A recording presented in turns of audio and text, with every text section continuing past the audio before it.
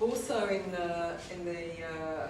this category, she talks about a loss of self-esteem and confidence in your professional skills, and that's something that I hear a lot with my case consultations. People coming in and just feel, who are very competent and experienced therapists who, faced with a very highly traumatised client that is having is having flashbacks and is acting out in all kinds of, potentially dangerous ways, suddenly feeling that, all their skills have gone out of the window and they're feeling very helpless and powerless in the session. And having greater difficulty making self-protective judgments, establishing and maintaining appropriate boundaries with clients or with colleagues or other people in their life.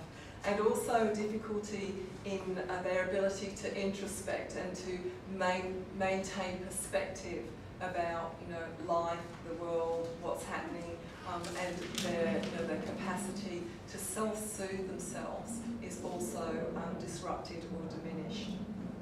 And the next thing that she talks about is disrupted psychological needs and cognitive schemas.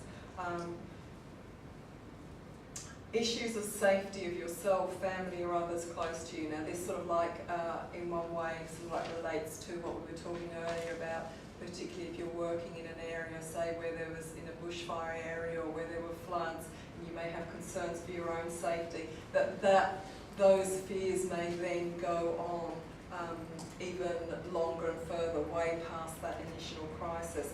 And it's certainly something that I've heard a lot of therapists talk about when they've worked with survivors of sexual abuse, adult assaults and rapes, that it has certainly made them feel more vulnerable and fearful for their own safety. And it's like that healthy denial that I was talking about earlier, suddenly that's not there anymore and they're feeling, they're not able to sort of screen out things anymore. And of course then that's going to tie into issues of trusting and feeling safe with people known to you. I've certainly worked with, clinicians who have worked in, say, in the sexual assault centres, who for years and years and years have sort of just heard horrific stories of rapes, who then find themselves being, not trusting around their partners, and it really impacting their relationship with their partners and their families and friends. And this ties into, again, particularly with people who've worked with, when perpetrators have been in positions of trust, that issue of feeling safe with professionals in your community. Parents are even more vigilant than they have ever been before.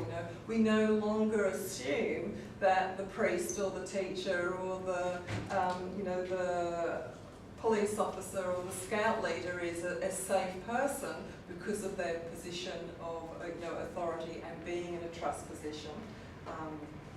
And this has resulted in that new term for parents of helicopter parents, of them just really being overly vigilant maybe at times and protective of their children and not allowing them any kind of freedom to explore, because their sense of trust in their their community has been profoundly shaken, and with good cause. It can also result in trouble making decisions and trusting your own judgments. So being controlling with your clients and or others outside of your work, being less in touch with your inner world, and social withdrawal as well. And I think one of the things that it's important that we sort of see how this connects is that traumatised people are often out of control, and that feeling of being out of control can become contagious. It's like we are at risk of catching that as a therapist. So you can find yourself, if you're not really monitoring and sort of trying to find a way to both engage with your client but also maintain enough distance to see things in perspective, find yourself constantly second guessing, doubting decisions and interventions that you may have made. And Particularly because we're not always going to get it right. We do make mistakes, we make blunders, we stuff up. And of course, these traumatised clients are far more sensitive to us not getting it right. And so we are far more concerned than we may be with other clients who aren't so highly traumatised to get it right. And so that can just sort of like spiral and become a bit of a vicious circle. Next slide. And then she goes on to talk about disrupted sensory experience memory and somatic memory. With this category, we can clearly see the parallel with what the trauma client is experiencing.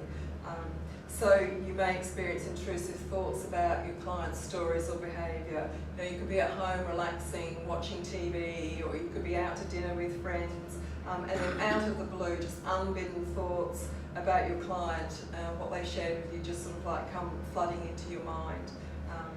Intrusive images of their stories or their behaviour in the therapy room. So you can have thoughts, and they may also be accompanied by those very graphic images as well. And also finding intrusive affect related to your client's stories or behaviour. So finding yourselves reacting to things that ordinarily you'd be able to take in your stride, or that you'd at least have more resilience to normally. So finding that tears and anger may be much closer to the surface. These are all very clear indications that your work is impacting you, and it's important to find some ways to support yourself and get some strategies in place to help mitigate the experience. Intrusive